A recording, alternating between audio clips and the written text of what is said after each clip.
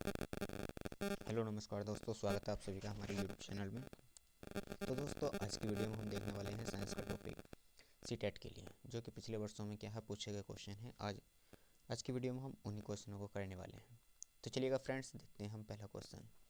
तो पहला क्वेश्चन कह रहा है, एक सुदूर लंबी ऊंची मीनार की संपूर्ण लंबाई का अवलोकन करने के लिए निम्नलिखित में से किसका प्रयोग किया जा सकता है।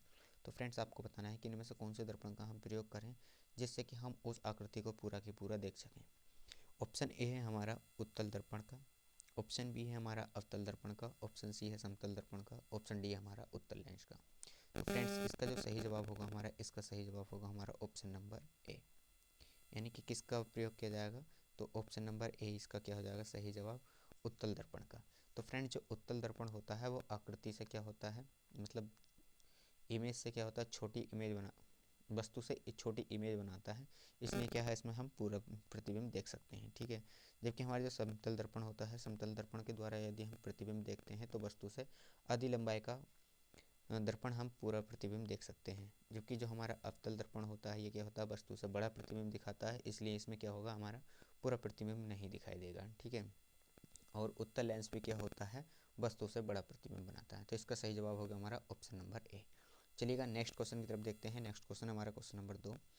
तो फ्रेंड्स, इसमें कह रहा है कि एक शिक्षिका बोतलों के 3 साफ प्लास्टिक के ढक्कन लेती है, ए बी और सी। इसमें कह रहा है कि जो ए है, इसमें 2 छोटी चम्मच आश्रित जल और कुछ बूंदें क्या होती हैं, हाइड्रोक्लोरिक अम्ल की डालती है। जो हमारा बी ढक्कन है, इसमें 2 छोटी चम्मच आश्रित जल और थोड़ा सा क्या है, कास्टिक सोडा डालती है। और सी ढक्कन में भी क्या है, 2 चम्मच आश्रित जल और थोड़ा सा क्या है, चीनी या शर्करा डालती है। तो हमसे पूछा जा रहा है, तो उपरोक्त घोलों में से कौन सा विद्युतीय चालन करेगा। तो हमें बताना है कि इनमें से कौन से ऐसे घोल हैं जो इलेक्ट्रिसिटी क्या करेंगे, कंडक्ट कर सकते हैं, यानी कि विद्युत को क्या कर सकते हैं, प्रभावित कर सकते हैं। तो देखिएगा, जब भी किसी हमारे जो एसिड होते हैं, उन एसिड के घोल के द्वारा क्या होते हैं, आयन मुक्त होते हैं, यानी कि जिसमें आयन बनते हैं या अशुद्ध होती हैं, उनके द्वारा क्या होता है, इलेक्ट्रिसिटी जनरेट होती है। यानी कि इलेक्ट्रिसिटी क्या होती है, एक स्थान से दूसरे स्थान को ट्रांसफ़र हो सकती है इलेक्ट्रॉन के द्वारा। ठीक है, तो यानी कि इसमें इलेक्ट्रॉन के द्वारा क्या होती है, एनर्जी यानी विद्युत इसमें चलन हो सकता है, और इसमें भी विद्युत का चलन हो सकता है, क्योंकि जो कास्टिक सोडा होता है हमारा, इसमें भी आयनों में टूट जाता है। जबकि जो हमारा चीनी का घोल होता है, तो ये कैसा होता है, उदासीन होता है, इसमें कोई भी आयन नहीं बनते हैं। और जो आश्रित जल होता है, आश्रित जल में कोई आयन नहीं होते हैं। तो इस कंडीशन में क्या होगा, हमारा जो फ्रेंड्स सी है, इसमें विद्युत का चलन नहीं होगा, और ए और बी में क्या हो जाएगा, विद्युत का चलन हो जाएगा। यानी कि इसका जो सही जवाब होगा हमारा ऑप्शन नंबर बी इसका सही जवाब हो जाएगा। ठीक है, चलिएगा नेक्स्ट क्वेश्चन है हमारा क्वेश्चन नंबर 3। और क्वेश्चन नंबर 3 में कह रहा है फ्रेंड्स कि नीचे दिए गई सारणी के विकल्पों का क्या है, चयन करना है, और हमें इसमें बताना है कि कौन कौन से इसका होगा। जैसे एक्स है, यहाँ पर विटामिन के नाम दिए गए हैं इधर, और इधर ये क्या दिया गया है, ये कौन कौन से इसकी अपूर्णता के कारण या अभाव में क्या है, रोग होते हैं, तो वो बताना है। जैसे एक्स है, तो एक्स की कमी से क्या होता है, सुखंडी रोग हो जाता है। और जो बाई है, बाई की कमी से क्या होता है, स्कर्वी रोग हो जाता है। और बी1 की कमी से जेड रोग हो जाता है। और बी3 की कमी से डब्लू रोग हो जाता है। तो हमें बताना है कि यहाँ पर जो हमारा एक्स है वो क्या है, बाई क्या है, और जेड क्या है, और डब्लू क्या है। देखिएगा, जो एक्स है हमारा, एक्स क्या हमारा, सुगंधी रोग, यानी कि जो सुगंधी रोग होता है किसकी कमी से होता है, ये होता है हमारा विटामिन डी की कमी से। यानी कि एक्स क्या हो जाएगा हमारा, विटामिन डी। देखिएगा, विटामिन डी एक्स एक्स में कहाँ कहाँ है, एक्स में विटामिन डी यहाँ है, और एक्स में विटामिन डी यहाँ है। इसमें विटामिन ए है तो ये नहीं होने का है, इसमें विटामिन के है तो ये नहीं होने का है। ठीक है, अगला आगे कह रहा है कि जो बाई है, इस बाई की कमी से स्कर्वी रोग होता है। तो स्कर्वी जो विटामिन किसकी कमी से होता है, तो विटामिन सी की कमी से। यानी कि अब हमें देखना है कि बाई में क्या है हमारा, बाई में हमारा विटामिन सी होना चाहिए।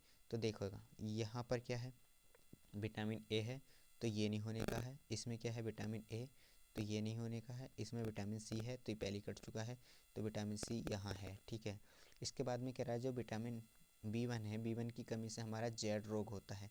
तो जो बताइएगा, विटामिन बी1 की कमी से क्या होता है फ्रेंड्स, तो विटामिन बी1 की कमी से हमारा बेरी बेरी रोग होता है। तो यानी कि जेड क्या हो जाएगा हमारा, बेरी बेरी हो जाएगा। और विटामिन बी3 यानी कि B3 की कमी से क्या होता है, तो पेलाग्रा या चर्म रोग हो जाता है। ठीक है, तो इसका जो सही जवाब हो जाएगा हमारा ऑप्शन नंबर सी, इसका क्या हो जाएगा, सही जवाब हो जाएगा। क्या हो जाएगा इसका सही जवाब, हमारा ऑप्शन नंबर सी इसका क्या है, करेक्ट जवाब हो जाएगा। चलिएगा नेक्स्ट क्वेश्चन देखते हैं हम, क्वेश्चन नंबर 4। तो जो क्वेश्चन नंबर 4 है फ्रेंड्स, इस क्वेश्चन नंबर 4 में हमसे पूछा जा रहा है कि निम्नलिखित कथनों को पढ़िए तथा सही विकल्प का चयन कीजिए। ये 5 नहीं है फ्रेंड्स, ये एस लिखा है, एस। ठीक है, S1 में कह रहा है कि जो चांद की सतह है, चांद की सतह पर हम गुरुत्वाकर्षण बल का क्या है, अनुभव नहीं करते हैं या नहीं करेंगे। ठीक है, और S2 यानी कि S2 में हमें दिया गया है कि चांद की सतह पर क्या है, ऑक्सीजन नहीं है। ये S1 क्या हमारे एक कारण दिया गया है और S2 क्या है, इसका निष्कर्ष दिया गया है। ठीक है, अब S1 और S2 दोनों सही हैं। S1 S2 के लिए क्या है, सही कारण है। देखिएगा, जो ये कह रहा है कि चांद की सतह पर क्या है, गुरुत्वाकर्षण बल का अनुभव नहीं करेंगे। क्यों नहीं करेंगे, ये बात तो क्या है, गलत है। ये चांद की सतह पर क्या होता है, गुरुत्वाकर्षण बल का अनुभव किया जाता है। ठीक है, जबकि ये कह रहा है कि चांद की सतह पर क्या है, ऑक्सीजन नहीं है। तो हमारा S2 क्या है, सही है और S1 गलत है। तो देखिएगा, S1 सही नहीं है और S2 क्या हमारा सही है। तो इसका जो सही जवाब हो जाएगा हमारा ऑप्शन नंबर 3 यहाँ सही जवाब हो जाएगा। चलिएगा नेक्स्ट क्वेश्चन है हमारा फ्रेंड्स। यदि फ्रेंड्स आप सभी को हमारा कंटेंट पसंद आ रहा है और वीडियो अच्छी लग रही है, तो आप हमारे चैनल को सब्सक्राइब कर लें और वीडियो को लाइक करके कमेंट करके बताएं आप सभी को कैसा लग रहा है। बेल आइकन को ऑन कर लें जिससे कि हमारे सभी वीडियो का नोटिफिकेशन आप तक पहुंचता रहे। ठीक है, और हमारे संजीव सर की यदि मेहनत आपको पसंद आ रही है तो वीडियो को ज़्यादा से ज़्यादा शेयर भी करें। देखिएगा नेक्स्ट क्वेश्चन हमारा क्वेश्चन नंबर 5 कह रहा है कि निम्नलिखित कथनों में से कौन सा कथन मृण्मयीय यानी कि जो मृत्तिका होती है, मृदा के गुण का सर्वाधिक सटीकता रूप से क्या है, वर्णन करता है। इसमें कह रहा है कि जो हमारी मिट्टी होती है उस मिट्टी का ऐसा कौन सा गुण है जो इसके लिए सर्वाधिक उपयुक्त बताता है। कह रहा है कि इसमें जल शीघ्रता से निकल जाता है, किसमें जो मटियार होती है हमारी, जो मटियार मतलब गाद कहते हैं जिसको, जो बारीक पिसी मिट्टी होती है उसकी बात कह रहा है ये। ठीक है, इसमें बहुत अधिक या बहुत कम मात्रा में क्या होते हैं, खाद मिट्टी पाई जाती है। ठीक है, अगला कह रहा है यह केवल निश्चित मात्रा में जल को प्रवेश करने देती है। और डी ऑप्शन कह रहा है यह बड़ी मात्रा में जल सोख सकती है। तो इसका जो सही जवाब होगा हमारा, इसका सही जवाब होगा ऑप्शन नंबर डी, यह क्या है, बड़ी मात्रा में जल को रोक सकती है। ठीक है, यह रोके रखती है। अगला क्वेश्चन है हमारा क्वेश्चन नंबर 6, और क्वेश्चन नंबर 6 में हमसे कह रहा है फ्रेंड्स, क्यों जलीय पादपों के पास अच्छी तरह से विकसित मूल तंत्र नहीं होता है। तो आपको बताना है कि जो ये हमारे पेड़ पौधे होते हैं, जलीय पौधे, उन जलीय पौधों में जड़ जो होती है उनकी कम विकसित होती है। क्यों होती है, पहला इसमें कारण दे रखा है ताकि उन्हें सरलता से निकाला जा सके, इसलिए उनमें क्या होती है, जड़ विकसित नहीं होती है। दूसरा है उन्हें जल सोखने के लिए लंबी जड़ों की कोई आवश्यकता नहीं होती है। ठीक है, तीसरा कह रहा है कि उन्हें जो है खनिज लवणों को सोखने के लिए आवश्यकता नहीं होती है। और चौथा कह रहा है उन्हें तैरने के लिए सहायता करता है। देखिएगा, जो जड़ें होती हैं इसमें इसलिए नहीं, ये बात तो गलत है कि उन्हें सरलता से निकाला जा सकता है इसलिए उनमें जड़ें लंबी नहीं होती हैं, ऐसा कोई रीज़न नहीं है। ठीक है, इसके सब सही जवाब होगा हमारा, इसका सही जवाब होगा बी क्यों सही जवाब होगा, देखो, उन्हें जल सोखने के लिए क्या है, लंबी जड़ों की आवश्यकता नहीं होती है। ये कह रहा है कि उन्हें क्या है, खनिजों को सोखने की आवश्यकता नहीं होती है। तो ऐसा नहीं है कि उन्हें खनिजों के सोखने की आवश्यकता नहीं होती है इसलिए उन्हें जो है उनमें जड़ नहीं होती है। दूसरा कह रहा है कि उन्हें तैरता रखने के में क्या होती है, सहायक होती है। तो ऐसा भी नहीं है। ठीक है, तो इसका जो सही जवाब होगा, इसका सही जवाब होगा ओनली बी, यानी कि इसका सही जवाब हो जाएगा ऑप्शन नंबर बी। ठीक है, चलिएगा नेक्स्ट क्वेश्चन हमारा क्वेश्चन नंबर 7 है। और जो क्वेश्चन नंबर 7 है फ्रेंड्स, इसमें क्वेश्चन नंबर 7 में कह रहा है कि निम्नलिखित में से कौन सा शून्य त्वरण से गति करते हुए पिंड के वेग समय ग्राफ को निरूपित करता है। ठीक है, अब हमें बताना है कि इसमें जो है शून्य त्वरण है और गति करते हुए पिंड का क्या है, वेग निरूपण करता है। कौन है, स्थिर गति से बढ़ती ढलान के साथ क्या है, वक्र। दूसरा है हमारा समय अक्ष के समांतर या समांतर एक सीधी रेखा।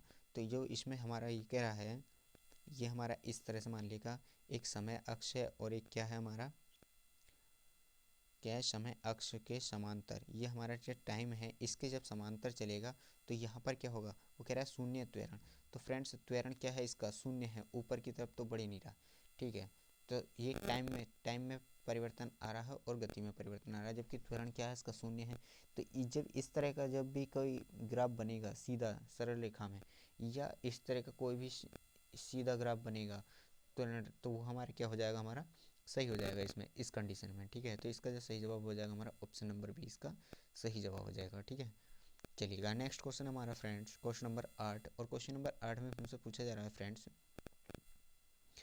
कह रहा है कि रमन और शिक्षा, जो रमन और शिक्षा है समतल दर्पण के सामने खड़े हैं, क्रमशः 8 मीटर और 11 मीटर की दूरी पर हैं, ठीक है। एक रमन है और एक क्या है, शिक्षा है। ये दोनों जो खड़े हैं हमारे, एक 8 मीटर दूरी पर खड़ा है और एक क्या है 11 मीटर की दूरी पर खड़ा है दर्पण से, ठीक है। कह रहा है अब रमन अपनी जगह से क्या है, इस तरह चलता है कि उसके और प्रतिबिंब के बीच की दूरी कितनी है, 10 मीटर है। जो रमन था पहले, वो रमन 8 मीटर पे था, तो 8 मीटर पे था, इसके और दर्पण के प्रतिबिंब की दूरी कितनी थी पहले, तो 16 मीटर थी। अब कितनी हो गई है, वो घटकर 10 मीटर हो गई है, ठीक है। यदि 10 मीटर हो गई है तो फ्रेंड्स वो दर्पण की तरफ कितना सरका होगा, तो इधर से यानी कि अब उसके और दर्पण के बीच की जो दूरी है वो कितनी है, 5 मीटर है, ठीक है। रमन कहाँ पर है, 5 मीटर दूर दर्पण से है, ठीक। तो दर्पण से कितनी दूर है वो रमन, तो दर्पण से जो है 5 मीटर दूर है भी रमन जो है, ठीक। आगे चलते हैं, आगे पढ़ते हैं क्या कह रहा है। जबकि जो शिक्षा है वो 6 मीटर चलती है, ये 6 मीटर चलती है। यदि 11 मीटर दूर खड़ी थी और 6 मीटर शीशे की तरफ चली तो कितनी बची है, इसकी दूरी भी कितनी हो जाएगी, 5 मीटर, ठीक है। 6 5 कितना होता है, 11। रमन और शिक्षा की दर्पण से उनकी नई स्थितियों की दूरी क्या है, तो फ्रेंड्स दोनों कितनी दूर हैं, हमारी दोनों दर्पण से 5 मीटर दूर हैं।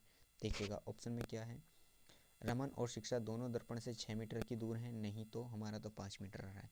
कह रहा है रमन दर्पण से रमन 10 मीटर दूर है और शिक्षा कितनी 6 मीटर दूर है, तो ऐसा नहीं है, वो इन दोनों के प्रतिबिंब की दूरी के बीच बता रहा है। दर्पण से रमन 5 मीटर और शिक्षा जो है दर्पण से 6 मीटर की दूरी पर है, तो ऐसा भी नहीं है। आगे कह रहा है कि जो रमन है वो रमन और शिक्षा दर्पण के 5 मीटर दूरी पर स्थित हैं, हाँ ये बात हमारी सही है। तो इसका सही जवाब हो जाएगा ऑप्शन नंबर 4, ठीक है। चलिएगा नेक्स्ट क्वेश्चन है हमारा स्क्रीन पर क्वेश्चन नंबर 9। तो क्वेश्चन नंबर 9 में हमसे पूछा जा रहा है, एक मछुआरा समीप के एक जलाशय पर मछली भेजने जाता है, ठीक है, यानी कि मछली मारने जाता है एक जलाशय पर। तो निम्नलिखित में से उसको किस पर विचार करना चाहिए, यानी कि जो मछुआरा है उसे कौन सा कार्य करना चाहिए।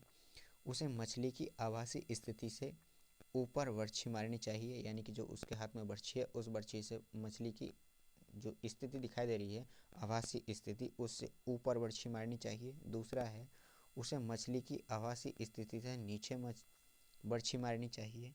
और जो तीसरा है उसे ये कह रहा है कि उसे मछली की सटीक आभासी स्थिति पर बर्छी मारनी चाहिए। और चौथा कह रहा है कि अपनी स्थिति से जहाँ वो खड़ा है उससे समकोण पर बर्छी मारनी चाहिए। तो आपको बताना है इसका सही जवाब क्या होगा।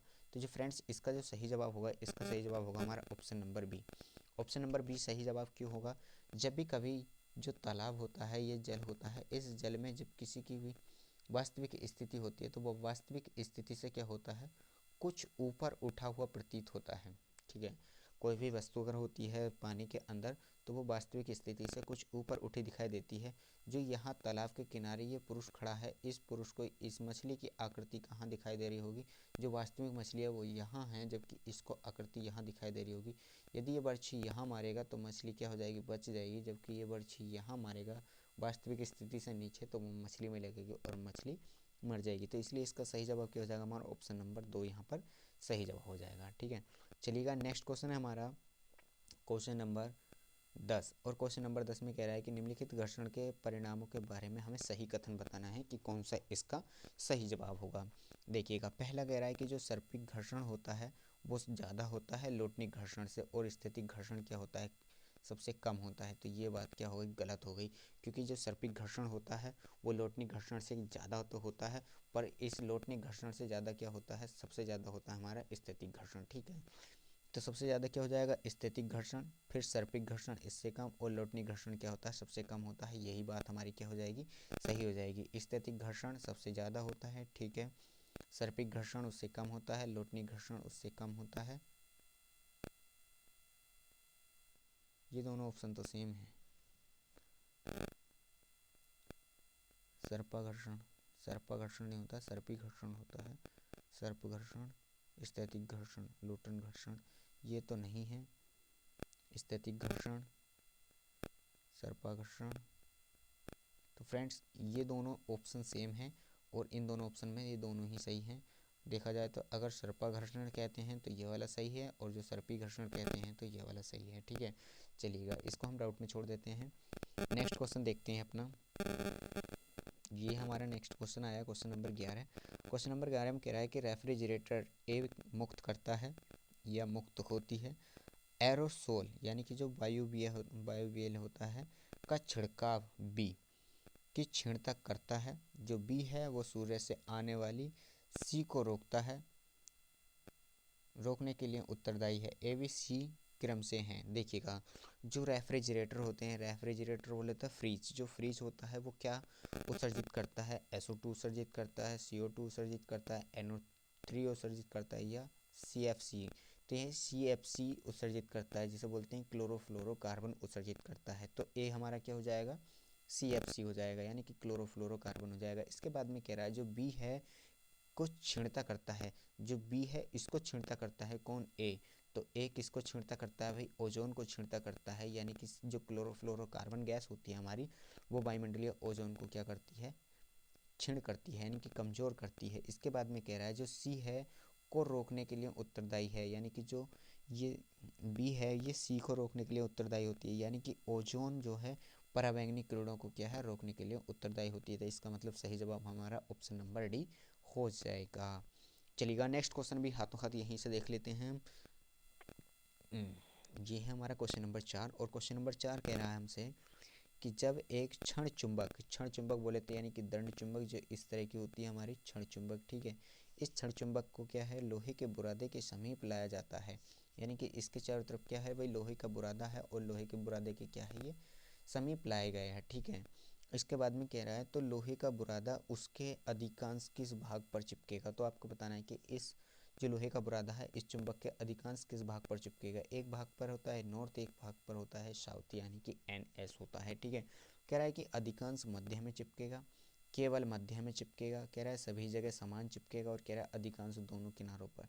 तो फ्रेंड्स अधिकांश कहाँ चिपकेगा, हमारा दोनों किनारों पर चिपकेगा, ठीक है। N पे भी चिपकेगा और S पे भी चिपकेगा। तो इसका सही जवाब हो जाएगा ऑप्शन नंबर 4, इसका सही जवाब हो जाएगा। चलिएगा, नेक्स्ट क्वेश्चन है फ्रेंड्स, क्वेश्चन नंबर 13 कह रहा है कि छात्रों की समझ के स्तर के लिए, यह छात्रों की समझ के स्तर के अनुसार विज्ञान की पाठ्यचर्या अपनाना उसकी खाली स्थान को सुनिश्चित करता है। तो आपको बताना है इसका सही जवाब क्या होगा।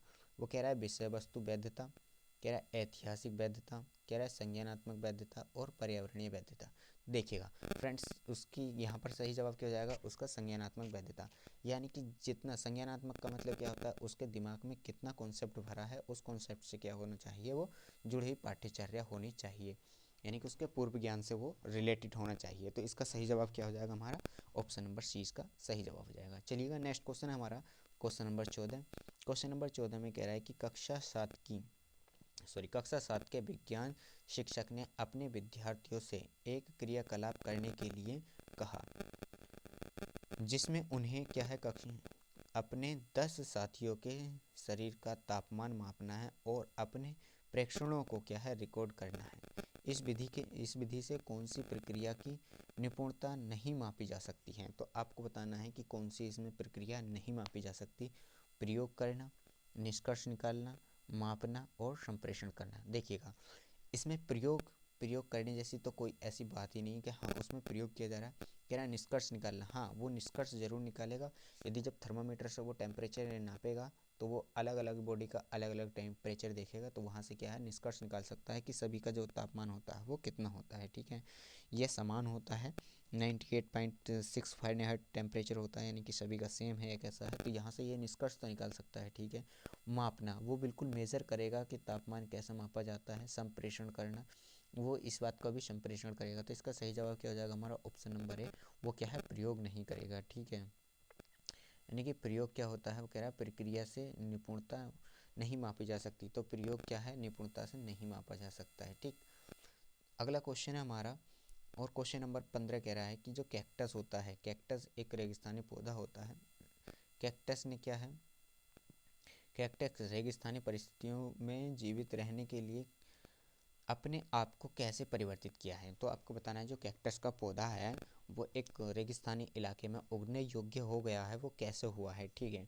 तो आपको उसी को क्या है बताना है। आपके ऑप्शन ये हैं। तो सबसे पहले कह रहा है कि जो पत्तियां हैं वो कांटों के रूप में रूपांतरित हो जाती हैं या रूपों में बदल जाती हैं। दूसरा कह रहा है तना रसदार होता है और क्या है? पत्तियों का कार्य करता है, ठीक है। जो तना होता है वो पत्तियों जैसे कार्य करता है, पत्तियों की तरह बिहेवियर करता है। और तना कैसे होता है? उसका मांसल होता है। पत्तियां क्या हैं जो उसकी होती हैं? वो कांटे में परिवर्तित हो जाती हैं। ये बात भी सही है, ये बात भी सही है, ठीक है। इसके बाद में कह रहा है कि तने पर क्या है? एक मोटी परत होती है, तो ये बात भी क्या है? उसकी सही है। जो उसका तना होता है उस तने पे क्या होती है? एक ऊपर लेयर पाई जाती है जो हार्ड लेयर होती है, हार्ड टिश्यू की लेयर होती है, जिससे कि उसका बाद उत्सर्जन क्या हो? कम हो। इसके बाद में अगला कह रहा है कि जो जड़ें हैं वो सतह के समीप होती हैं। ये बात गलत है। जड़ें जो क्या होती हैं? जड़ें अत्यंत गहराई तक जाती हैं, ठीक है। तो इसका सही जवाब क्या हो जाएगा हमारा? ए बी सी इसका सही जवाब हो जाएगा। यानी कि ए बी सी कहाँ पर है हमारा? ए बी सी, इसका ऑप्शन नंबर ए यहाँ पर क्या हो जाएगा? सही जवाब हो जाएगा, ठीक है। चलिएगा नेक्स्ट क्वेश्चन है हमारा क्वेश्चन नंबर 16। तो फ्रेंड्स क्वेश्चन नंबर 16 में हमसे कह रहा है कि जो पेट्रोलियम है, पेट्रोलियम के उत्पादन तथा उनके उपयोग नीचे दिए गए हैं। ए और बी को क्या है? क्रम से दिए गए समुच्चय को क्या है? चुनाव करना है, यानी कि इनका हमें क्या करना है? मिलान करना है।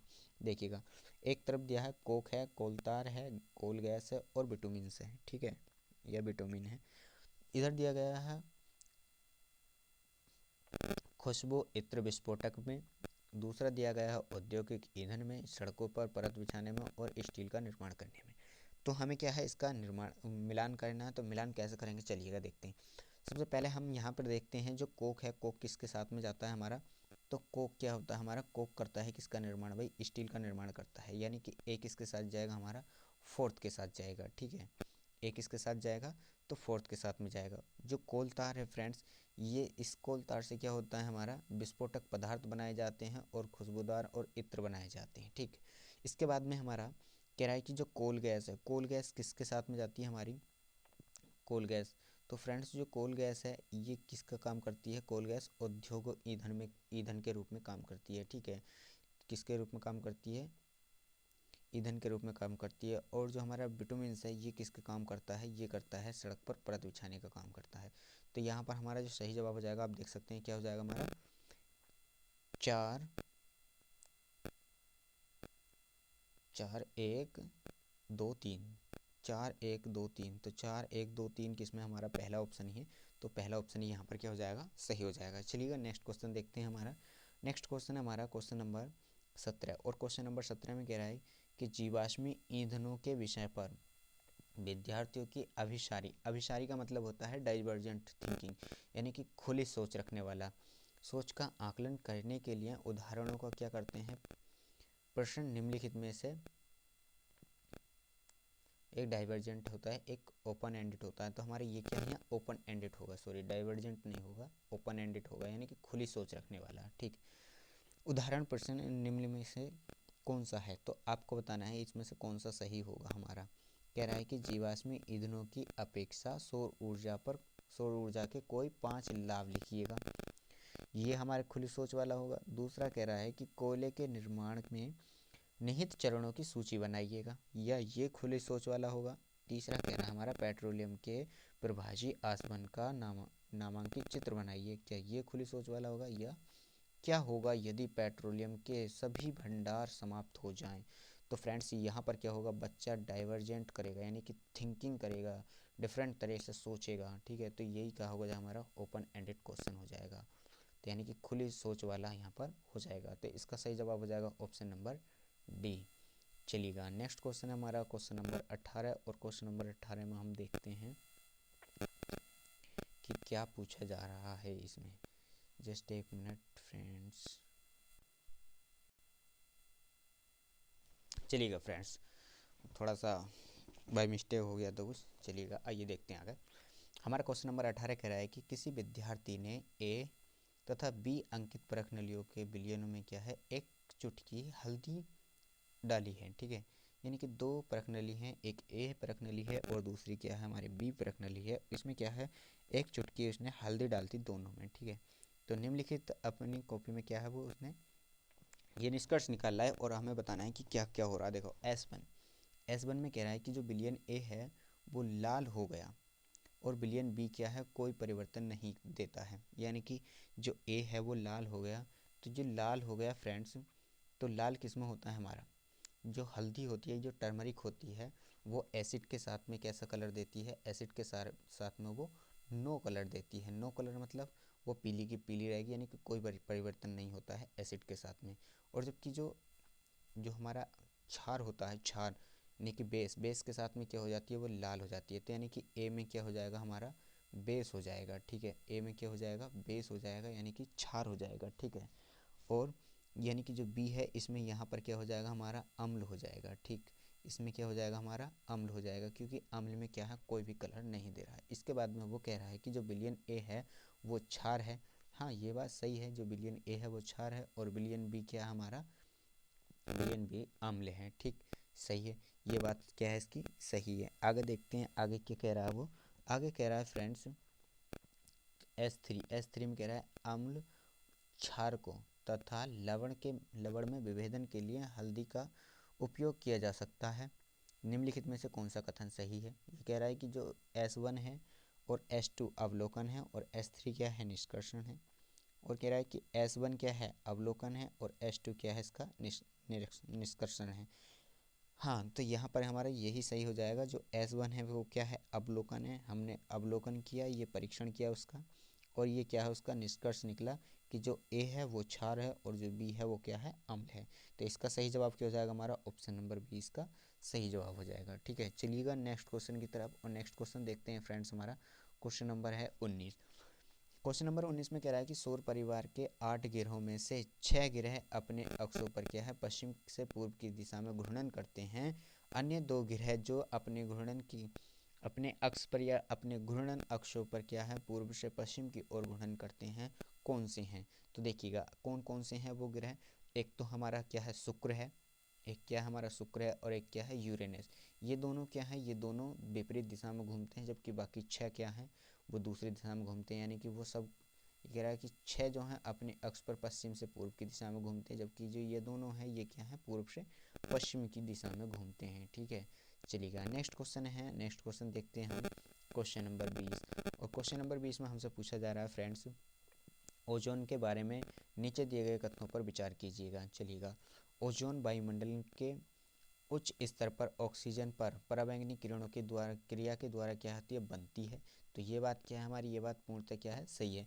तो फ्रेंड्स जो ऑक्सीजन होती है वो ऑक्सीजन पराबैंगनी किरणों से के उपस्थिति में क्या करती है रिएक्ट करती है, और रिएक्ट करने के बाद में वो ओजोन का निर्माण करती है। ठीक है, बी कह रहा है कि यह सूर्य से आने वाली हानिकारक पराबैंगनी किरणों से हमारी सुरक्षा करती है। तो ये बात भी क्या है सही है। जो हमारी ओजोन गैस होती है, ओजोन गैस हमारी क्या है पराबैंगनी किरणों से क्या रक्षा करती है। यानी कि अल्ट्रावायलेट किरणें जो होती हैं जो पृथ्वी तक आने में हानिकारक होती हैं, यदि वो किरणें आती हैं तो क्या हो सकता है स्किन कैंसर हो सकता है। ठीक है, आगे कह रहा है कि जो ओजोन परत है वो ऑक्सीजन से भिन्न नहीं है। तो ये बात गलत है, क्योंकि जो हमारा ऑक्सीजन होता है उसका तो परमाणु इसका सूत्र होता है O2, और जो ओजोन होती है इसका सूत्र होता है O3। तो यानी कि ये बात क्या हो गई हमारी गलत हो गई कि ओजोन क्या है ऑक्सीजन से भिन्न नहीं होती है, तो ये भिन्न होती है। ठीक है, आगे कह रहा है कि जो ओजोन है ओजोन का ऑक्सीजन में अपक्षीणित होता है और यह रासायनिक क्रिया नहीं है। तो ये बात क्या है गलत है, ये रासायनिक प्रक्रिया है, और ये जो अपक्षरित होती है ये बात तो सही है, पर ये बात क्या है ये गलत कह दी इसने। ठीक है, तो यहाँ पर जो सही जवाब होगा वो ए और बी दोनों सही हैं। तो देखिएगा ए और बी कहाँ पर हमारा ऑप्शन नंबर 4 में सही है, ए और बी। तो यानी कि इसका सही जवाब हो जाएगा हमारा ऑप्शन नंबर 4 इसका सही जवाब हो जाएगा। चलिएगा नेक्स्ट क्वेश्चन देखते हैं। हमारा क्वेश्चन नंबर 21 कह रहा है कि निम्नलिखित में से कौन से ऐसे समुच्चय हैं या चयन कीजिए जो सही नहीं है। हमें बताना है कि इनमें से कौन सा सही नहीं है। इधर दिए गए हमें पौधे दिए गए हैं, इधर दिया गया है उसके जो पतन शिराविन्यास है, कैसे शिराविन्यास पाया जाता है, और इधर के दी गई उसकी जड़ की विशेषता दी गई है। देखिएगा गुड़हल, जो गुड़हल होता है हमारा हिबेकस कहते हैं इसे अंग्रेजी में, बॉटनिकल में हिबेकस, और वैसे इसे चाइना रोज कहते हैं। ठीक है, जो गुड़हल है इसका जो पत्तियों में शिराविन्यास पाया जाता है वो जालिका रूपी शिराविन्यास होता है। ये बात क्या है, पूर्णतः सही है, जालिका रूपी शिराविन्यास पाया जाता है। और इसकी जो जड़ होती है वो कह रहा है झकड़ा जड़ होती है। अच्छा, झकड़ा जड़ होती है। चलिएगा आगे देखते हैं। गुलाब को कह रहा है कि इसमें भी जालिका रूपी शिराविन्यास पाया जाता है और इसमें मूसला जड़ पाई जाती है। अच्छा जी, मूसला जड़ पाई जाती है। चलिएगा आगे कह रहा है जो बांस है, बांस में समानांतर जड़ पाई, वो समानांतर शिराविन्यास पाया जाता है और झकड़ा जड़ पाई जाती है। जबकि धान में कह रहा है जालिका रूपी शिराविन्यास होता है और झकड़ा जड़ पाई जाती है। देखिएगा जो धान होता है, धान में जालिका रूपी शिराविन्यास नहीं पाया जाता है। धान में क्या पाया जाता है, समानांतर जड़, समानांतर पाया जाता है। और इधर तो यहाँ पर हमारा क्या हो गया, डी गलत हो गया। चलिएगा ऑप्शन के साथ देख लेते हैं एक बार हम कि जो ऑप्शन दिए गए हैं वो हमारे कैसे कैसे दिए गए हैं। तो डी मैंने गलत बताया कि जो डी है हमारा ये क्या है, जालिका रूपी नहीं होता है, इसमें कैसे होता है, समानांतर पाया जाता है। और जो हमारा गुड़हल होता है, गुड़हल फ्रेंड्स, गुड़हल, तो इस गुड़हल में क्या होता है, जालिका रूपी शिराविन्यास तो पाया जाता है और इसकी जो जड़ होती है गुड़हल की वो कैसी होती है, वो इस तरह की जड़ होती है, यानी कि जिसे हम कह सकते हैं मूसला जड़ होती है। जबकि जो गुलाब होता है, गुलाब में कैसी जड़ होती है, मूसला जड़ होती है, और इसमें भी कैसी जड़ होती है, मूसला जड़ होती है।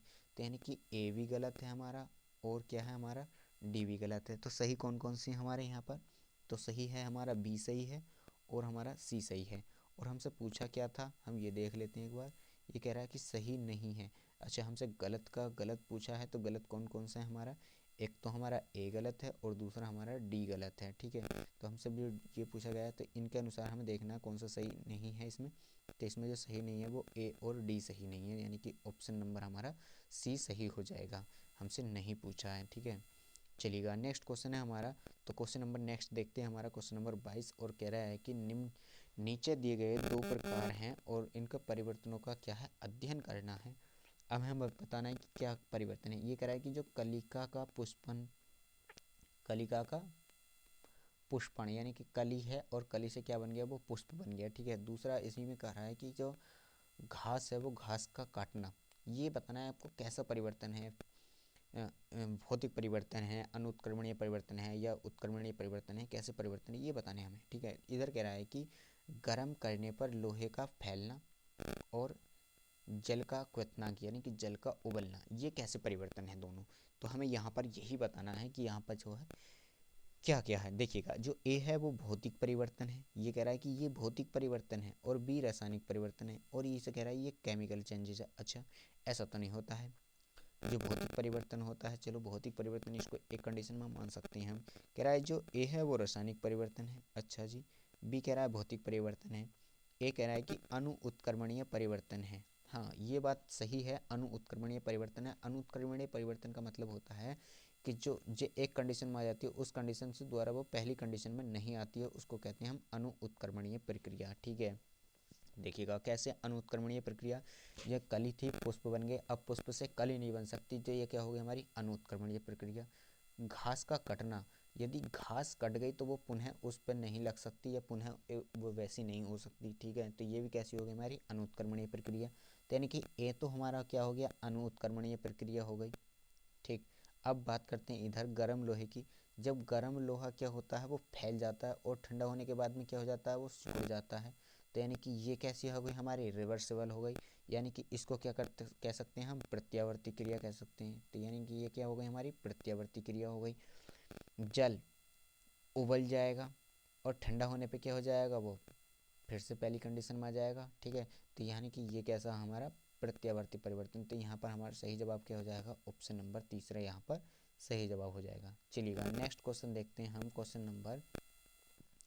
नंबर है फ्रेंड्स हमारा 23 में कह रहा है कि जो अमीबा है और स्टार फिश, यानी कि जो तारामीन है, चींटी और मकड़ी में क्या समानताएं हैं। हमें बताना है कि इन सभी में क्या है, समानताएं क्या पाई जाती हैं।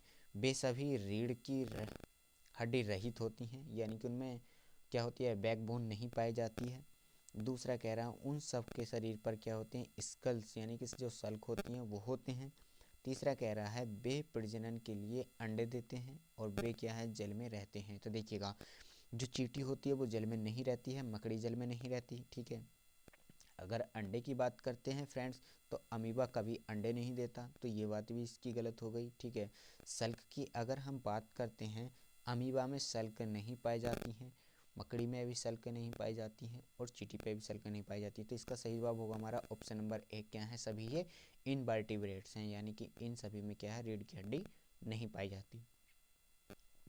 चलिएगा नेक्स्ट क्वेश्चन देखते हैं। हमारा नेक्स्ट क्वेश्चन कह रहा है कि एक पत्ते में मंड यानी कि जो स्टार्च है, स्टार्च की उपस्थिति की जांच के लिए प्रयोग करने के लिए नीचे दिए गए चरण निम्नलिखित में से कौन सा चरण आवश्यक नहीं है।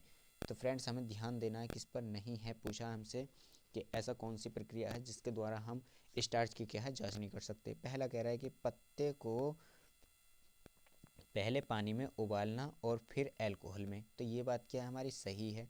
तो ये बात सही है, तो ये हमारा आंसर नहीं होने का, ये तो गलत हो गई, काट दिया हमने। कह रहा है कि विरंजित पत्ते का धोएं, विरंजित पत्ते को क्या है, धोएं, पत्ते को आंच पर गर्म करें। तो देखिएगा, ये हमें जो विरंजन, विरंजन का मतलब होता है जो हमारा स्टेनिंग होती है, उस स्टेनिंग में उनको पत्ते को धोएं। तो ये बात भी सही है, उसको धोना चाहिए, तो ये बात भी हमने गलत कर दी। कह रहा है कि पत्ते को आंच पर गर्म करें। भाई पत्ते को आंच पर गर्म करने की क्या आवश्यकता है, यदि पत्ते को आंच पर गर्म करने की आवश्यकता नहीं है तो ये हमारी बात क्या हो जाएगी, गलत हो जाएगी, और गलत ही तो हमसे पूछा है। चलिएगा लास्ट और देख लेते हैं इसमें क्या कह रहा है। कह रहा है व्यंजित पत्ते पर कुछ बूंदे आयोडीन के घोल की डालें। हाँ, आयोडीन के घोल से ही तो हम किसकी जांच करते हैं, स्टार्च की जांच करते हैं, तो ये बात भी सही है। तो ये भी हमारा आंसर नहीं होने का, तो इसका सही जवाब क्या हो जाएगा हमारा ऑप्शन नंबर बी, क्योंकि हमसे पूछा था नहीं, और नहीं का जवाब क्या हो जाएगा हमारा ऑप्शन नंबर सी हो जाएगा, क्योंकि यही बात क्या है, गलत है, ठीक है, और गलत ही हमारा जवाब सही हो जाएगा। नेक्स्ट क्वेश्चन है हमारा, ये कह रहा है कि चक्रवात, जो हमारा चक्रवात होती है तटीय क्षेत्रों में मृदा यानी कि मिट्टी की उर्वरकता को कैसे घटाते हैं।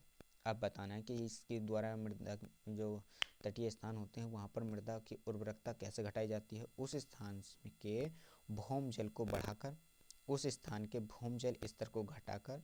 तीसरा ऑप्शन कह रहा है कि भूमि के लवणीय जल को क्या है, खारे पानी में से बाढ़ ग्रस्त करके। तो फ्रेंड्स इसका सही जवाब क्या हो जाएगा, यही सही जवाब हो जाएगा कि वहाँ के जो जल के लवण हैं उसको बाढ़ ग्रस्त कर दो, तो वहाँ से क्या हो जाएगा, उर्वरकता को हम घटा सकते हैं, ठीक है।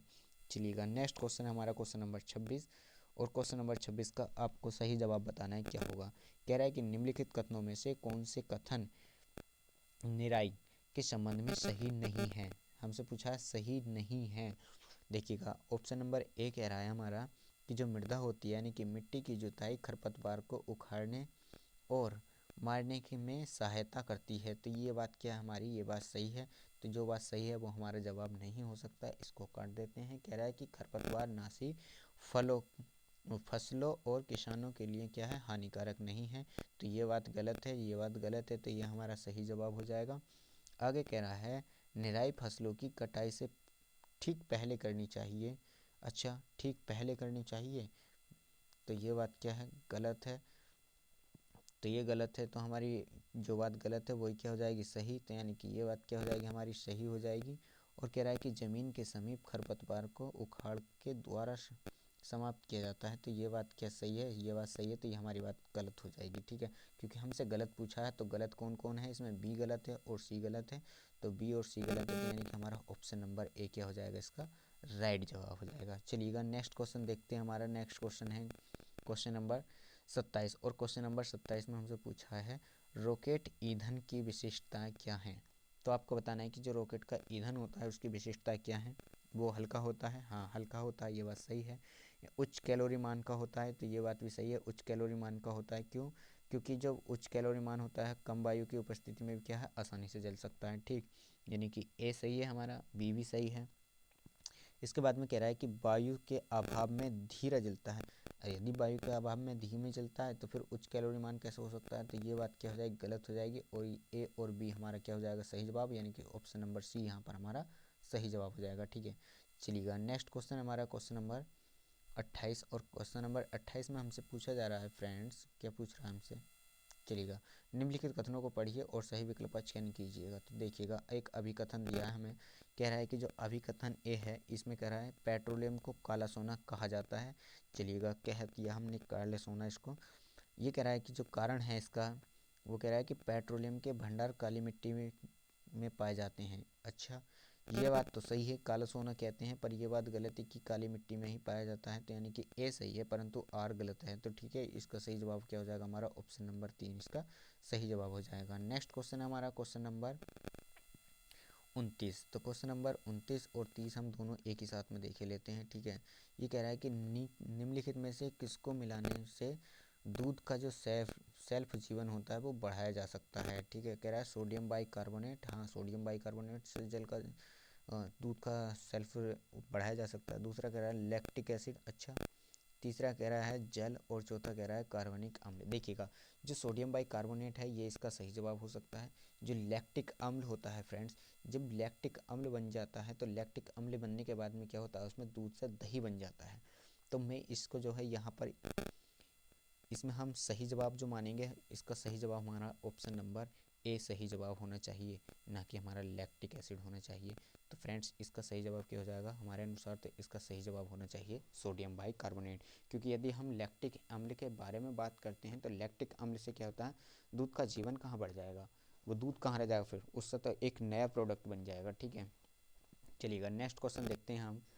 ये कह रहा है हमारा, किसी घास के यानी कि जो घास है, किसी घास के पौधे को उखाड़ने के पश्चात एक छात्र उसकी जड़ों को पत्तियों का प्रेक्षण करता है। यानी कि जड़ और पत्तियों का प्रेक्षण करके अपने प्रेक्षणों को इस प्रकार से नोट करेगा। कैसे करेगा देखिएगा, रेशेदार जड़ तथा जालिका रूपी शिराविन्यास। हाँ, ये बात सही है, उसने एक घास का पौधा उखाड़ा और उस घास के पौधे के अनुसार वो कह रहा है अच्छा कि रेशेदार जड़ हैं और जालिका रूपी शिराविन्यास है। अच्छा, फिर कह रहा है कि रेशेदार जड़ हैं और समानांतर शिराविन्यास है। ठीक है, कह रहा है कि मूसला जड़ें हैं और समानांतर विन्यास है। अच्छा, मूसला जड़ और समानांतर जालिका रूपी क्या है, शिराविन्यास। देखिएगा, रेशेदार जड़ तो नहीं हो सकती। हाँ, रेशेदार जड़ चलो मान लेते हैं, रेशेदार जड़ हैं, सही है, रेशेदार जड़ हैं, तो पर जालिका रूपी शिराविन्यास नहीं हो सकता। तो यानी कि ये बात तो गलत हो गई इसकी। कह रहा है कि मूसलाधार जड़ें तो नहीं होती हैं घासों की, ये मूसलाधार जड़ें नहीं होती हैं। इसका सही जवाब हो जाएगा हमारा ऑप्शन नंबर बी, रेशेदार जड़ें होती हैं और कैसा होता है, समानांतर शिराविन्यास होता है। यानी कि ऑप्शन नंबर 20 का क्या हो जाएगा, सही जवाब हो जाएगा। तो फ्रेंड्स, ये हमने आज की वीडियो में आपको 30 क्वेश्चन कराए हैं। आप सभी को वीडियो कैसी लगी, वीडियो अच्छी लगी हो तो वीडियो को लाइक करें, चैनल पर नए बने हुए हैं तो फ्रेंड्स चैनल को सब्सक्राइब कर ले, बेल आइकन को ऑन कर ले और कमेंट करके आप ज़रूर हमें बताएं कैसी लगी, जिससे कि आपके कमेंट से हमें मोटिवेशन मिले और हम आप सभी के लिए इसी तरह से मेहनत करते हैं और नए क्वेश्चन जो पिछले वर्षों में हुए हैं उन सभी को क्या है हम आपके सामने लाते रहें। तो मिलते हैं नेक्स्ट वीडियो में, तब तक के लिए जय हिंद, वंदे मातरम।